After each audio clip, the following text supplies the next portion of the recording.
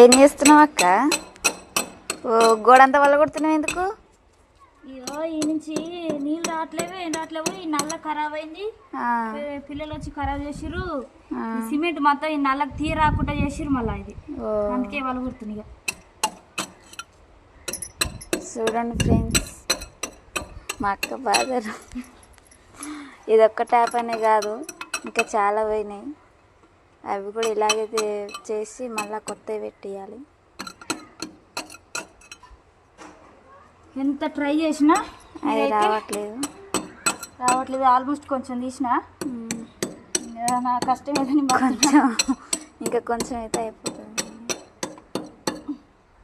ఇంకా 2-3 ఉన్నాయి. ట్యాపులు బాగా చేసేటాన్ని పిలిపిస్తే ఫుల్ డబ్బులు తీసుకుంటారు. ఏదో మనకి తలుచుకుంటే ఏ పనైనా చేయొచ్చు. మనకు కూడా టాలెంట్ ఉంటుంది, కానీ మనకి పట్టుదలతో చేయాలి ఏ పని.